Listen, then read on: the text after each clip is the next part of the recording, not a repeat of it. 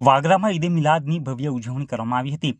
જુમ્મા મસ્જિદથી ભવ્ય જુલુસનું પ્રસ્થાન કરવામાં આવ્યું હતું.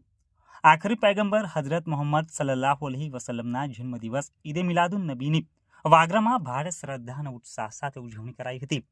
આ વર્ષે વહેલી સવારથી જ વરસાદી માહોલ હોવાથી જુમ્મા મસ્જિદ ખાતેથી નીકળતા જુલુસનો સમય બદલીને જુમ્માની નમાજ બાદ કાઢવાનો નિર્ણય કરવામાં આવ્યો હતો. જોકે વરસાદના કારણે કેટલાક વિસ્તારોમાં સવારમાં પણ નાના જુલુસ જોવા મળ્યા હતા. બપોર બાદ જુમ્મા મસ્જિદથી એક ભવ્ય જુલુસનું પ્રસ્થાન થયું હતું. આ જુલુસ પટેલ ખડકી, ચીમન ચોક, મેઇન બજાર, ડેપો સર્કલ થઈને પરત જુમ્મા મસ્જિદ ખાતે પહોંચ્યું હતું. આ જુલુસમાં બાળકોથી લઈને વડીલો સુધી મોટી સંખ્યામાં મુસ્લિમ સમાજના લોકો જોડાયા હતા. સૌએ ધાર્મિક લિબાસ પહેરી હાથમાં ધાર્મિક ઝંડાઓ પકડ્યા હતા. જુલુસ દરમિયાન શ્રદ્ધાળુઓએ ધાર્મિક નારાઓ લગાવ્યા અને નાત શરીફનું પઠન કર્યું હતું, જેનાથી સમગ્ર વાતાવરણ ભક્તિમય બની ગયું હતું.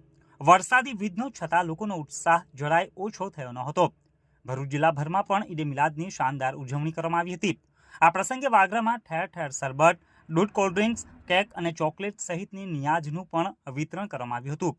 જુલુસ દરમિયાન કોઈ અનિચ્છનીય ઘટના ન બને તે માટે વાગરા પોલીસે ચાંપતો બંદોબસ્ત ગોઠવ્યો હતો. આ ઉપરાંત વાગરાની જુમ્મા મસ્જિદ અને અલમદીના મસ્જિદ સહિત વિવિધ સ્થળોએ પાક મુબારકની જિયારત પણ કરાવવામાં આવી હતી. આમ વરસાદી માહોલ હોવા છતાં વાગરામાં ઈદે મિલાદના પર્વની ઉજવણીએ ભાઈચારા અને કોમી ઇખલાસનો અનોખો સંદેશ આપ્યો હતો. વાગરાના વાંટા હોલ ખાતે મુસ્લિમ સમાજ દ્વારા દાવત-આમ નિયાજનું આયોજન કરવામાં આવ્યું હતું. આ ધાર્મિક કાર્યક્રમમાં મોટી સંખ્યામાં મુસ્લિમ ભાઈ બહેનો ઉમટી પડ્યા હતા. આયોજકો દ્વારા સૌને સ્વાદિષ્ટ ભોજન પીરસવામાં આવ્યું હતું, જેનો ઉપસ્થિત રહેલા તમામ લોકોએ ઉત્સાહપૂર્વક લાભ લીધો હતો. આ પ્રસંગે ભાઈચારા અને કોમી ઇખલાસનો સુંદર માહોલ જોવા મળ્યો હતો, જ્યાં સૌએ એક સાથે બેસીને ભોજન ગ્રહણ કર્યું હતું અને ધાર્મિક લાગણીઓને વ્યક્ત કરી હતી.